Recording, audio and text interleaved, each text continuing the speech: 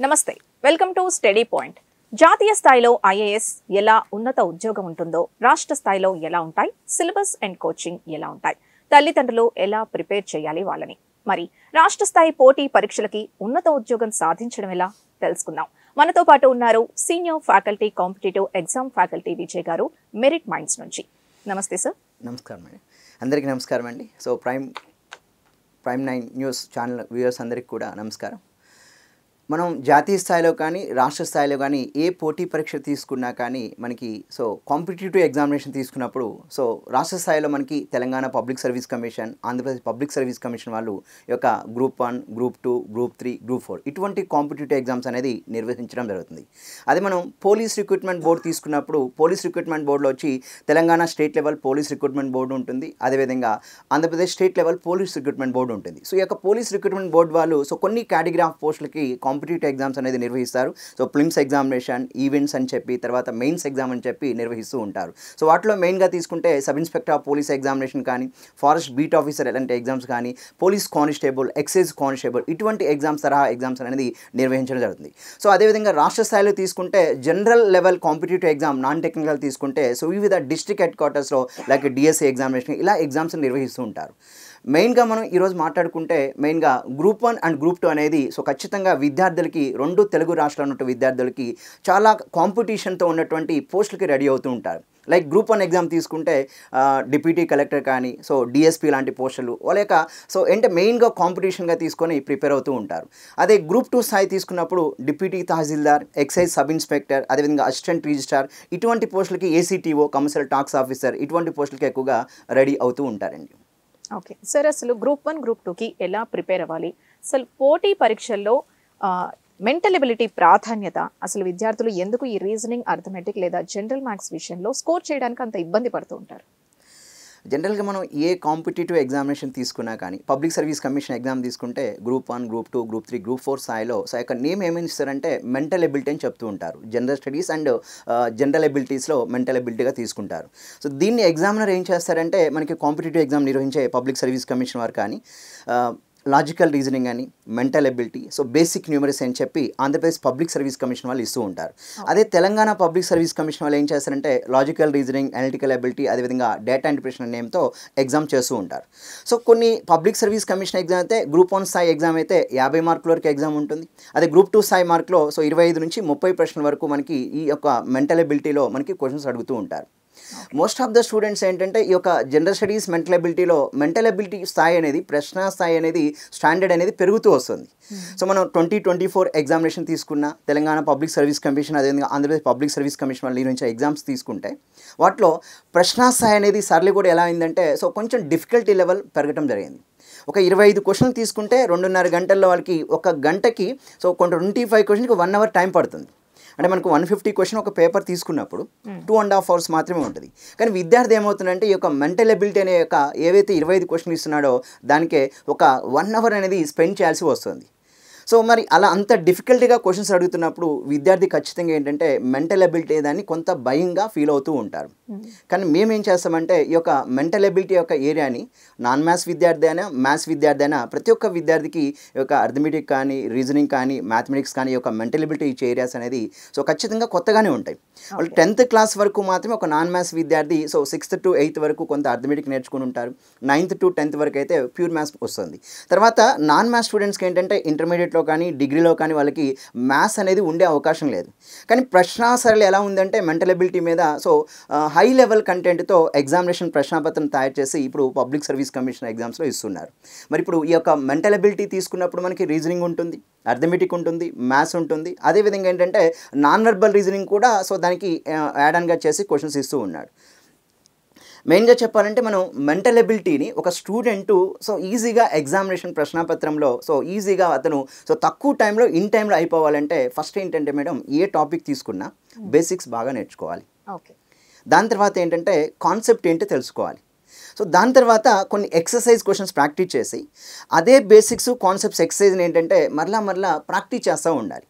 ఎప్పుడైతే ఏ స్టూడెంట్ అయితే ఒక్కసారి ప్రాక్టీస్ చేశారనుకోండి ఎక్కువ టైం పడుతుంది. అదే టాపిక్ను ఆ ఎగ్జామినరు సో మనకి బేసిక్స్, కాన్సెప్ట్స్, ఎక్సర్సైజ్ని ఒక 3-4 టైమ్స్ ప్రాక్టీస్ చేయడం వల్ల ఏమవుతుందంటే స్టూడెంట్కి తక్కువ టైంలో క్వశ్చన్ చేయగలుగుతాడు. నెక్స్ట్ ఆ యొక్క ఏదైతే ప్రశ్న అడుగుతున్నాడో ఆ యొక్క ప్రశ్నకి లాజిక్కి రీచ్ అవ్వడానికి తక్కువ టైంలో ఇన్ టైంలో ఎగ్జామినర్ చేయగలుగుతాడు. ఎవరైతే విద్యార్థి ప్రాక్టీస్ చేయడో ఆ యొక్క విద్యార్థికి ఖచ్చితంగా ఈ యొక్క మెంటల్ ఎబిలిటీ యొక్క ఏరియా ఏదైతే ఉందో రీజనింగ్ కానీ, అర్థమెటిక్ కానీ, మ్యాథ్స్ కానీ తీసుకుంటే ఎక్కువ టైం ప్రశ్నాపత్రంలో పట్టే అవకాశం ఉంది. మరి ఒక 25 క్వశ్చన్కి 1 అవర్ టైం పెడితే మిగతా 125 క్వశ్చన్కి 1.5 అవర్ టైమే ఉంటుంది కాబట్టి సో అప్పుడు ఏమవుతుందంటే ఛాలెంజింగ్ అవుతుంది. అవును. అసలు రీజనింగ్ గురించి తీసుకుంటే ఆ సబ్జెక్టు ఎలా ప్రిపేర్ అవ్వాలి, అసలు అందులో ఎలాంటి టాపిక్స్ ఉంటాయి? రీజనింగ్ అంశం తీసుకుంటే దాన్ని మనం 4 భాగాలుగా విభజించుకోవచ్చు. సో దాన్ని ఎలా చెప్పొచ్చు అంటే మనం లాజికల్ రీజనింగ్గా తీసుకోవచ్చు ఒక ఏరియా. మరొక అంశం వచ్చేసరికి మనకి ఏంటంటే క్రిటికల్ రీజనింగ్గా తీసుకోవచ్చు. సో మరొక అంశం ఏంటంటే దీంట్లో మనకి లాజికల్ రీజనింగ్లోనే ఇంకొక ఏరియా ఏంటంటే అనలిటికల్ ఎబిలిటీ ఉంటుంది. సో ఫోర్త్ వన్ వచ్చేసరికి మనకి నాన్ వెర్బల్ రీజనింగ్, అంటే రీజనింగ్లో లాజికల్ రీజనింగ్, అనలిటికల్ ఎబిలిటీ, అదేవిధంగా మనకి critical reasoning. So last one వచ్చేసరికి నాన్ వెర్బల్ రీజనింగ్ ఉంటుంది. అంటే ఒక ఎగ్జామినేషన్లో ప్రశ్నాపత్రంలో ఈ 4 అంశాలని కవర్ చేస్తూ మనకి రీజనింగ్ అనేది ఇవ్వడం జరుగుతుంది. మనం ఇప్పుడు 10th క్లాస్ నుంచి సివిల్ సర్వీసెస్ CSAT పేపర్ వరకు తీసుకుంటే ఈ యొక్క రీజనింగ్ అనేది ప్రతి ఒక్క విద్యార్థికి కొత్తది. ఎందుకంటే 10th క్లాస్లో కానీ అప్ టు PG వరకు తీసుకుంటే ఎక్కడ కూడా రీజనింగ్కి ఎక్స్క్లూజివ్గా వాళ్ళకి కంటెంట్గా కోర్ సబ్జెక్ట్గా ఎక్కడ కూడా మనకి సిలబస్లో లేదు. కానీ కాంపిటేటివ్ ఎగ్జామినేషన్ తీసుకుంటే ఈ యొక్క రీజనింగ్ యొక్క ప్రాముఖ్యత అనేది రోజు రోజుకి పెరుగుతూ వస్తుంది. లైక్ సబ్ ఇన్స్పెక్టర్ లాంటి ఎగ్జామ్ తీసుకుంటే మెయిన్స్ ఎగ్జామినేషన్లో 100 మార్కులకి ప్రశ్నాపత్రంలో ఇస్తున్నారు SIR పోలీస్లో మెయిన్స్లో. అదే మనం CSAT లాంటి ఎగ్జామినేషన్ తీసుకుంటే దాదాపుగా సో 20 నుంచి 30 మార్క్స్ వరకు ఈ యొక్క CSAT యొక్క ఎగ్జామినేషన్లో ఇస్తున్నారు. అంటే ఒక సివిల్ సర్వీసెస్ అక్కడ నుంచి తీసుకుంటే మనం ఇక్కడ కానిస్టేబుల్ SI లెవెల్ తీసుకుంటే రీజనింగ్కి చాలా ప్రాముఖ్యత పెరిగింది. కానీ విద్యార్థి ఎవరైతే ఉన్నారో ఆ యొక్క రీజనింగ్స్లో రిగరస్గా ప్రాక్టీస్ చేయకపోతే లాజిక్ అనేది ఇన్ టైంకి రాదు. ఫర్ ఎగ్జాంపుల్ మనం లాజికల్ రీజనింగ్ తీసుకున్నాం అనుకోండి, దాంట్లో టాపిక్స్ చూస్తే నెంబర్ సిరీస్, లెటర్ సిరీస్ అని చెప్తూ ఉంటారు. So number series, letter series రావాలంటే స్టూడెంట్కి ఫస్ట్ ఏంటంటే సో నెంబర్స్ మీద మినిమం బేసిక్ నాలెడ్జ్ ఉండాలి. What are the types of numbers తెలిసి ఉండాలి. స్క్వేర్స్ అండ్ క్యూబ్స్ మీద ఒక నాలెడ్జ్ ఉండాలి.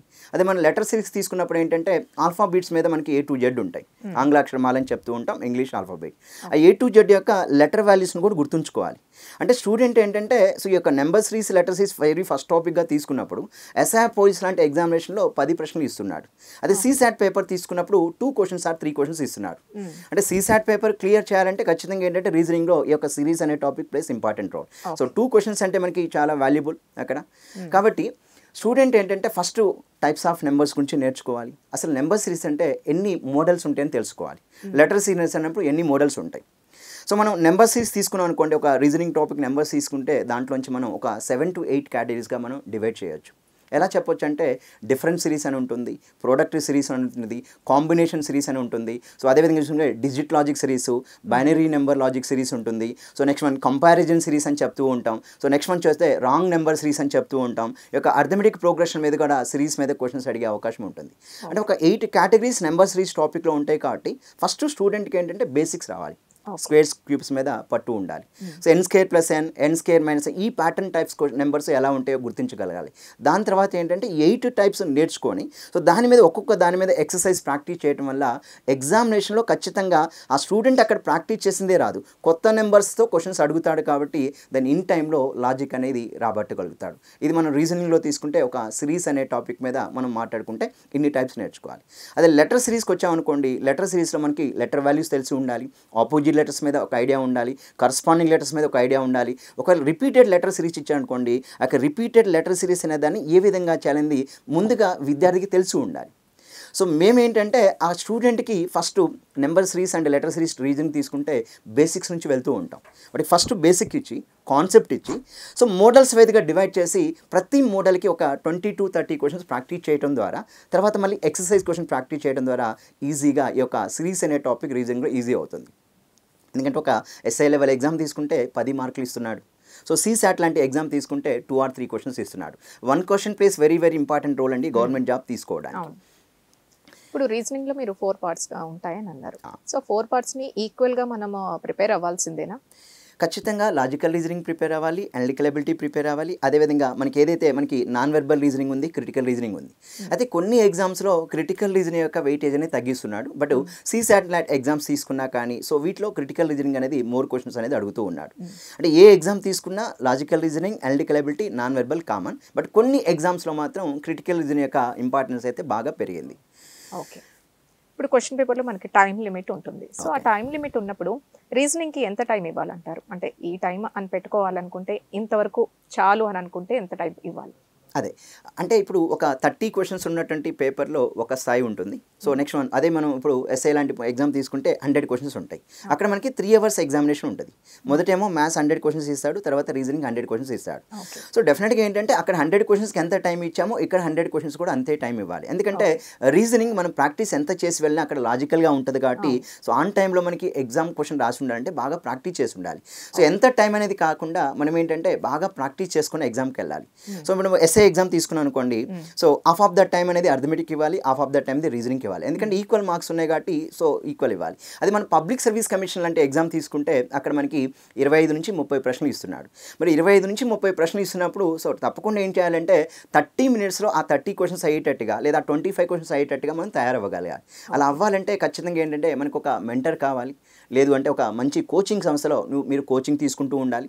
నెక్స్ట్ మనం దానికి సంబంధించినటువంటి టెస్ట్ సిరీస్ రాస్తూ ఉండాలి. అలా చేయగలిగితేనే ఎగ్జామ్లో మనం 25 క్వశ్చన్స్ ఒక 30 minutesలోను 100 క్వశ్చన్స్ ఒక 1.5 hour టైంలో మనం ఫినిష్ చేయగలుగుతాం. ఓకే, నెక్స్ట్ వచ్చి మెంటల్ ఎబిలిటీ గురించి. సో మెంటల్ ఎబిలిటీ ఫర్దర్గా జాబ్స్ పరంగా కానీ ఎలా యూస్ అవుతుందంటారు? మెంటల్ ఎబిలిటీ అని నేమ్ అనేది మనకి పబ్లిక్ సర్వీస్ కమిషన్ ఎగ్జామ్ ఉంటుంది. అంటే తెలంగాణ పబ్లిక్ సర్వీస్ కమిషన్ కానీ లేదా ఆంధ్రప్రదేశ్ పబ్లిక్ సర్వీస్ కమిషన్ లాంటి ఎగ్జామ్స్లో అయితే ఈ యొక్క మెంటల్ ఎబిలిటీ యొక్క ఏరియా ఇంపార్టెన్స్ ఎక్కువ ఉంది. మనం ఏపీపీఎస్సీ గ్రూప్ అని తీసుకుందాం. దాంట్లో మనకి 2 పేపర్స్ ఉంటాయి.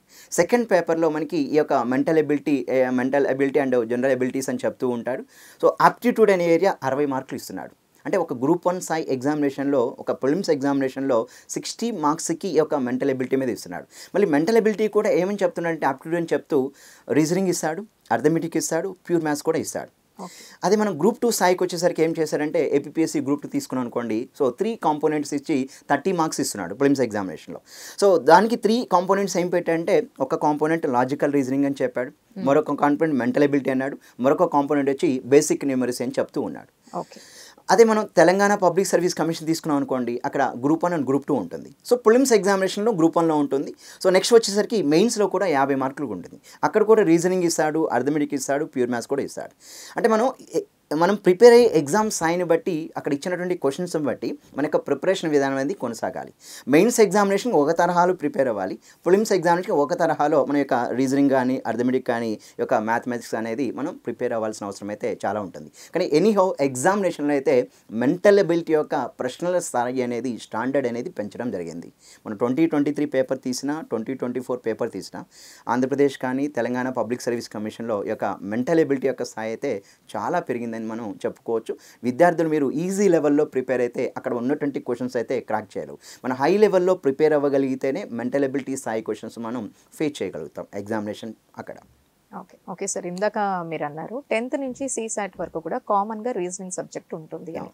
సో అంత కామన్గా ఉన్నప్పుడు అసలు ఫర్దర్గా ఎలాంటి సిచ్యువేషన్స్లో ఈ రీజనింగ్ అనేది ఒక మేజర్ రోల్ ప్లే చేస్తుంది? అంటే మనం ఈ రీజనింగ్ మనం తీసుకుని అసలు రీజనింగ్ ఎగ్జామ్ ఎందుకు పెడతారంటే సో అంటే మన యొక్క డెసిషన్ మేకింగ్ అనేది ఒక ఆఫీసర్ అయినప్పుడు మనం డెసిషన్ మేకింగ్ అనేది రాంగ్ డెసిషన్స్ తీసుకోకుండా రైట్ డెసిషన్స్ తీసుకోవాలి. అక్కడ మనకి రీజనింగ్లో ఏం చేస్తారంటే పజిల్స్ లాగా ఇస్తూ ఉంటాడు, అరేంజ్మెంట్స్ లాగా ఇస్తూ ఉంటాడు.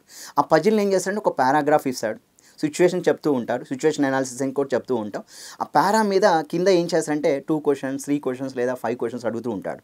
అంటే మనం ఒక ఆఫీసర్ అయ్యే వ్యక్తి ఉంటే మన దగ్గరకు ఒక సమస్య ఇచ్చినప్పుడు ఆ సమస్యకి సొల్యూషన్ మనం ఇవ్వగలగాలి. అంటే కరెక్ట్ డెసిషన్ తీసుకోవాలి. అక్కడ కూడా ఒక పారా ఇచ్చి మనకి టెస్ట్ చేస్తారు. అంటే మన యొక్క మెంటల్ ఎబిలిటీ అనేది సో మన యొక్క మేధోశక్తి అనేది ఈ యొక్క ప్రశ్నాపత్రంలో చెక్ చేస్తారు. ఎందుకు చెక్ చేస్తారంటే రేపు మీరు ఆఫీసర్ అయిన తర్వాత కరెక్ట్ డెసిషన్ తీసుకోవాలని చెప్పి ఈ యొక్క డెసిషన్ మేకింగ్ సిచ్యువేషన్ అనాలిసిస్ అనే టాపిక్స్ని కూడా ఈ యొక్క రీజనింగ్లో అయితే ఇంక్లూడ్ చేస్తారు. కొన్ని టాపిక్స్ అనేది రియల్ లైఫ్లో ఉపయోగపడవు, కానీ ఇందులో ఏదైతే రీజనింగ్ టాపిక్స్ ఇచ్చాడో మనం అక్యురసీగా అండ్ అదేవిధంగా చాలా వేగంగా ఒక నిర్ణయం తీసుకోవడానికి అక్యురసీగా తీసుకోవాలి, వేగంగా తీసుకోవడానికి ఈ యొక్క సబ్జెక్ట్ ఏదైతే ఉంటుందో రీజనింగ్ సబ్జెక్టు ఖచ్చితంగా ఒక ఆఫీసర్ స్థాయి వ్యక్తికి అయితే ఉపయోగపడుతుంది. ఓకే. అంటే ఇది ఇప్పుడు పోటీ పరీక్షల్లో ఒక పికప్ టైమ్ అంటూ ఏమన్నా ఉంటుందా? పికప్ టైం అంటే ఒక విద్యార్థి ఉన్నాడనుకోండి, ఇప్పుడు ఫర్ ఎగ్జాంపుల్ ఒక గ్రాడ్యుయేషన్ కంప్లీట్ చేసుకున్నాడు. ఆ యొక్క విద్యార్థికి ఈ కాంపిటీటివ్ ఎగ్జామ్స్ ప్రిపేర్ అవ్వాలంటే ఒక గ్రూప్ 2 స్థాయి ఎగ్జామినేషన్ తీసుకుందాం. సో తెలంగాణ కానీ, ఏపీ కానీ ఒక గ్రూప్ 2 స్థాయి తీసుకున్నప్పుడు ఆ యొక్క విద్యార్థి ఏంటంటే ఒక 6 నెలల నుంచి 8 నెలలు అనేది ఒక మెంటర్ దగ్గర కానీ, ఒక ప్రముఖ సంస్థ, ఇప్పుడు మనం మెరిట్ మైండ్స్లో మనం గ్రూప్ 1, గ్రూప్ 2 ఆఫర్ చేస్తున్నాం. అలాంటి ఒక ప్రముఖ సంస్థలో మీరు కోచింగ్ తీసుకోగలిగితే ఒక 6 to 8 మంత్స్లో సిలబస్ కంప్లీట్ చేసుకొని ఒక 2-3 మంత్స్ వాళ్ళు టెస్ట్ సిరీస్ లాంటివి రాసుకోగలిగితే ఖచ్చితంగా ఆ గ్రూప్ 1, గ్రూప్ 2 స్థాయి ఎగ్జామినేషన్ అయితే క్రాక్ చేయగలుగుతారు. అంటే మనం గ్రాడ్యుయేషన్ అయ్యి వాళ్ళకి కాంపిటేటివ్ ఎగ్జామ్స్ మీద ఎటువంటి అవగాహన లేనప్పుడు మనం ఇప్పుడు మెరిట్ మైండ్స్ ఉంది, మనం గ్రూప్ 2 అండ్ గ్రూప్ 1కి సంబంధించి ఎక్స్క్లూజివ్గా ఇంటెన్సివ్ బ్యాచెస్, సో అదేవిధంగా టెస్ట్ సిరీస్ కూడా కండక్ట్ చేస్తూ ఉంటాం కాబట్టి క్లాస్ రూమ్ కోచింగ్ కూడా ఉంటుంది, ఆన్లైన్లో కూడా కోచింగ్ ఇస్తాం. సో ఇట్లా ఒక 6 to 8 మంత్స్ ఈ యొక్క సిలబస్ మీద ప్రిపేర్ అయ్యి తర్వాత ఒక 2 to 3 మంత్స్ వీళ్ళు టెస్ట్ సిరీస్ రాయగలిగితే ఖచ్చితంగా సబ్జెక్ట్ మీద కమాండ్ వస్తుంది, ఎక్స్పర్టైజ్ చేయగలిగి సో మెయిన్ ఎగ్జామ్ ఏదైతే ఉంటుందో సో ఈజీగా వాళ్ళు ఫేస్ చేసి ఎగ్జామ్ని సక్సెస్ అవ్వగలుగుతారు. ఓకే విజయ్ గారు. నెక్స్ట్ ఇప్పుడు అర్థమెటిక్ అని వింటూ ఉంటాం. అసలు అర్థమెటిక్ అనగానే యాక్చువల్గా అర్థమెటిక్ మ్యాథ్స్ అని అనుకుంటూ ఉంటారు. ఇప్పుడు అర్థమెటిక్ వేరు, మ్యాథ్స్ వేరా? డిఫరెన్స్ ఏంటి? ఆ రెండు వేరు వేరు చెప్పాలి. మనం ఇప్పుడు 6th క్లాస్ నుంచి 8th క్లాస్ వరకు తీసుకున్నాం అనుకోండి, సో మనం చిన్నప్పుడే అర్థమెటిక్ నేర్చుకున్నాం, కానీ అది మనం మ్యాథమెటిక్స్ అనుకుంటాం. సో అర్థమెటిక్ అంటే మనకి చక్రవడ్డీ, బారు వడ్డీ అంటాం. చక్రవడ్డీ అంటే కాంపౌండ్ ఇంట్రెస్ట్, బారు వడ్డీ అంటే సింపుల్ ఇంట్రెస్ట్ అని చెప్తాం. ఇవన్నీ ఎక్కడ వస్తాయంటే మనకి 6th క్లాస్ నుంచి 8th క్లాస్ వరకే. మనం చిన్నప్పుడు చదువుకునేటప్పుడు ఏమనుకుంటాం అంటే ఇది ఒక లెక్క, దానికి ఒక మార్కులు ఇస్తారు కాబట్టి నేర్చుకొని చేయాలనుకుంటాం, కానీ అది రియల్ లైఫ్లో చాలా ఉపయోగపడుతుంది.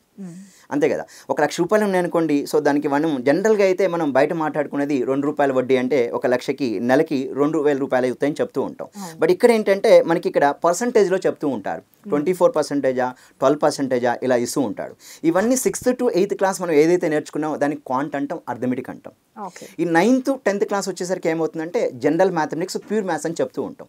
అంటే అర్థమెటిక్ వేరే, క్వాంట్ వేరే, జనరల్ మ్యాథమెటిక్స్, ప్యూర్ మ్యాథ్స్ వేరే. సిలబస్ అనేది వేరువేరుగా ఉంటుంది కాంపిటేటివ్ ఎగ్జామ్స్లో. ఓకే. ఇప్పుడు జనరల్గా పిల్లలు ఈ పోటీ పరీక్షలకి ప్రిపేర్ అయినప్పుడు చూస్తూ ఉంటాం ఈ టైమ్ అండ్ వర్క్ అని చెప్పి, టైమ్ అండ్ డిస్టెన్స్ అని వింటూ ఉంటాం. అసలు ఇవి ఏంటి, ఎక్కడ ఉపయోగపడతాయి?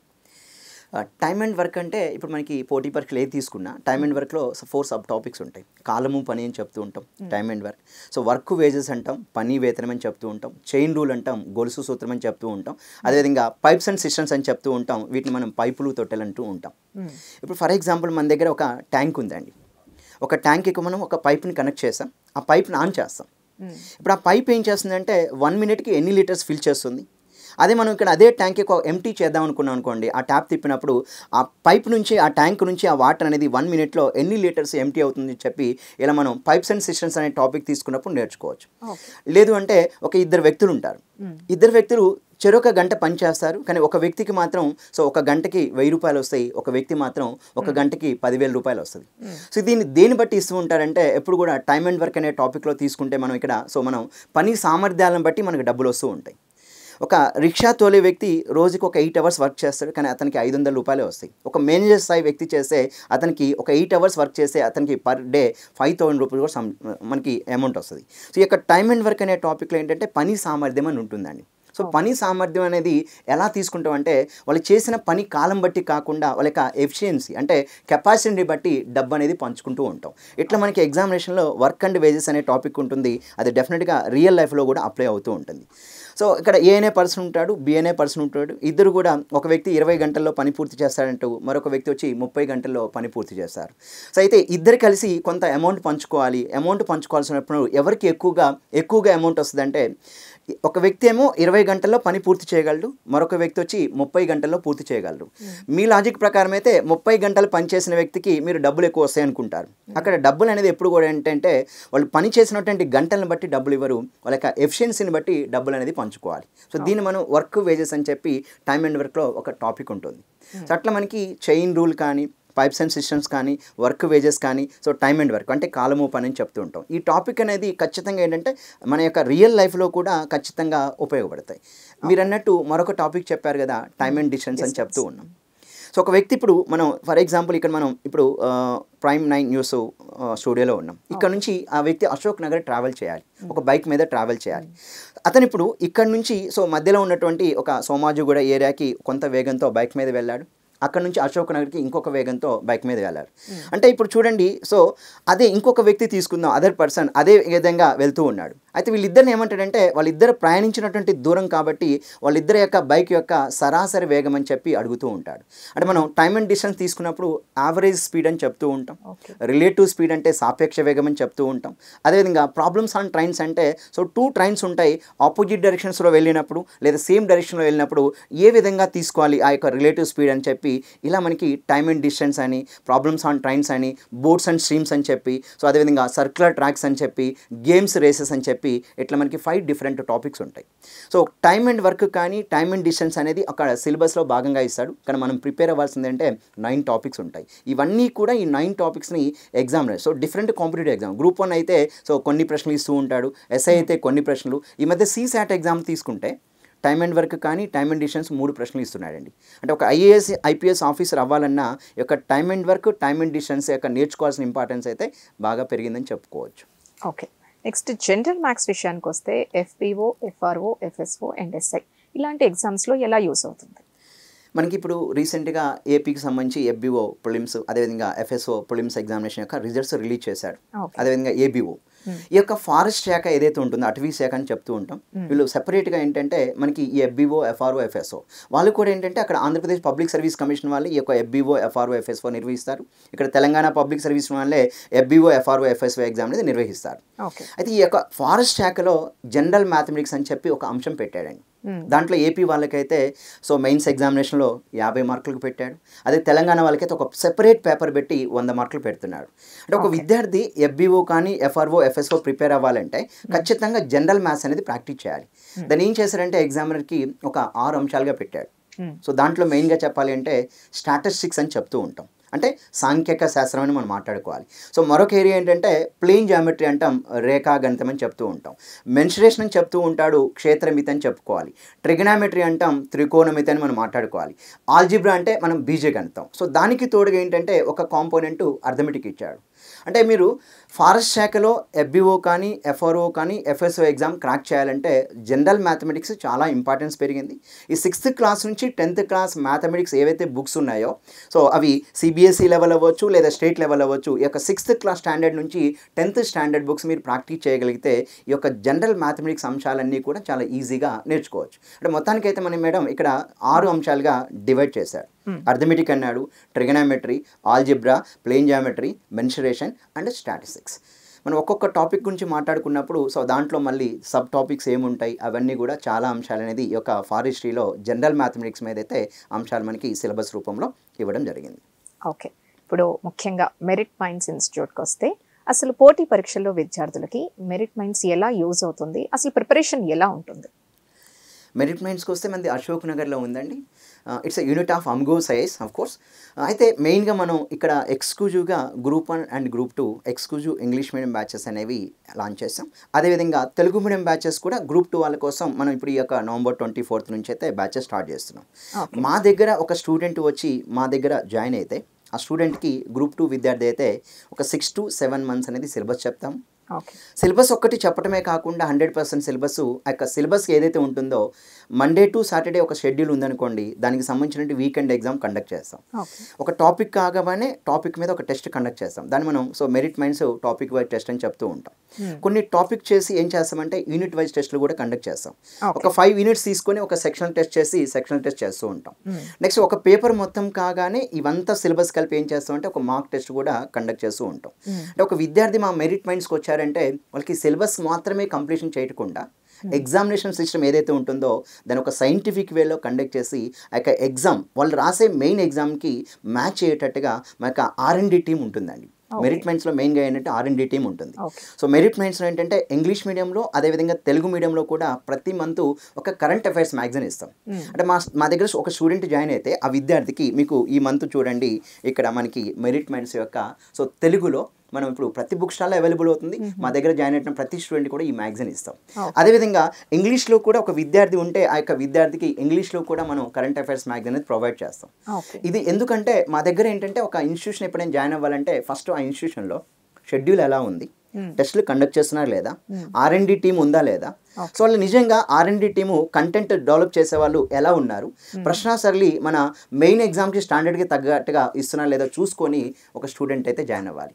అంటే ఎనీహో గ్రూప్ 1 గ్రూప్ 2 సాయి మా దగ్గర మనం 2022 తీసుకున్న ఏపీఎస్సీ గ్రూప్ 1 తీసుకున్నా, అదేవిధంగా మొన్న 2024లో మనకి ఏదైతే గ్రూప్ 1 రిజల్ట్స్ వచ్చాయో వాటిలో అత్యధిక ర్యాంకులు అయితే మా యొక్క so merit mind sets unit of Amigo science నుంచే అత్యధిక ర్యాంకులు అనేది ఈ యొక్క 2 తెలుగు రాష్ట్రాల నుంచి మేము సాధించడం జరిగింది. మనం 2023 ఆగస్ట్ 17th రిజల్ట్స్ రిలీజ్ అయినాయండి గ్రూప్ 1కి సంబంధించి. దాంట్లో డిప్యూటీ కలెక్టర్లు కానీ డిఎస్పీలు కానీ 6 డిప్యూటీ కలెక్టర్లు 6 డిఎస్పీస్ వచ్చినాయి.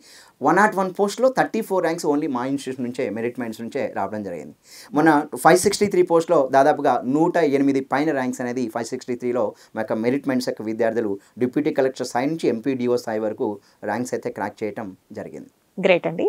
అయితే ఇప్పుడు ఇందులో స్పెషలైజ్డ్ బుక్స్ కూడా ఉంటాయా? తప్పకుండా అండి. సో మన దగ్గర స్టూడెంట్ జాయిన్ అయితే స్టడీ మెటీరియల్ కూడా ప్రొవైడ్ చేస్తాం. అంటే ఇప్పుడు మనం ఫర్ ఎగ్జాంపుల్ ఇప్పుడు ఈ మ్యాగజైన్ చెప్పాను, this is also one of the study material. మా దగ్గర స్టూడెంట్ ఉంటే అతనికి 7 months నుంచి గ్రూప్ 1 స్థాయి అయితే 10 months మ్యాగజైన్స్ ఇస్తాం, గ్రూప్ 2 స్థాయి అయితే 7 months మ్యాగజైన్స్ ప్రొవైడ్ చేస్తాం. అంటే ఒక 100 pages ఇలా మెటీరియల్ ప్రొవైడ్ చేస్తున్నాం. ప్రతిదీ ఏంటంటే మనకి బుక్స్ కొన్ని స్టాండర్డ్ బుక్స్ అయితే స్టూడెంట్స్ కొనుక్కుంటూ ఉంటారు. బట్ మా యొక్క మెరిట్ మైండ్స్ ఏంటంటే మీకు ఏదైతే సిలబస్ ఉంటుందో ఆ సిలబస్ సంబంధించినటువంటి స్టడీ మెటీరియల్ కూడా మేము ఎగ్జామ్ స్టూడెంట్కి ప్రొవైడ్ చేస్తాం. ఓకే, ఇప్పుడు మెరిట్ మైండ్స్లో గ్రూప్ 1 అండ్ గ్రూప్ 2 సంబంధించి న్యూ బ్యాచెస్ ఎప్పుడు స్టార్ట్ అవుతాయి? ఇప్పుడు మనకి November 17th నుంచి గ్రూప్ 1 అండ్ గ్రూప్ 2 సంబంధించి ఎక్స్క్లూజివ్ ఇంగ్లీష్ మీడియం అయితే మనం బ్యాచ్ స్టార్ట్ చేస్తున్నాం. November 17th అంటే దట్ ఈస్ ఆన్ మండే అండి. Next exclusive group 2 Telugu medium batch వచ్చి టీజీపీఎస్సీ కానీ ఏపీఎస్సీ కానీ November 24th నుంచి అయితే ఈ యొక్క నవంబర్ బ్యాచెస్. November 10th ఒక batch already group 2 English medium start చేస్తాం. November 17th ఉంది తెలుగు మీడియం వచ్చి November 24th అయితే న్యూ బ్యాచెస్ మనం స్టార్ట్ చేస్తున్నాం. Thank you Vijay sir. Arithmetic, reasoning and general maths గురించి చాలా మంచి ఇన్ఫర్మేషన్ ఇచ్చారు. అలాగే మెరిట్ మైండ్స్ ద్వారా ఎంతో మంది విద్యార్థులకి ఇన్ఫర్మేషన్ అంతా యూజ్ అవ్వాలని, వాళ్ళకి పోటీ పరీక్షల్లో ఎంతో ఉపయోగపడాలని మేము కూడా కోరుకుంటున్నాం. థ్యాంక్ యూ వెరీ మచ్ అండి. ఓకే, ఇది వాళ్ళ స్టడీ పాయింట్. మరొక టాపిక్తో మరొక ఎపిసోడ్తో మళ్ళీ స్టడీ పాయింట్లో కలుద్దాం.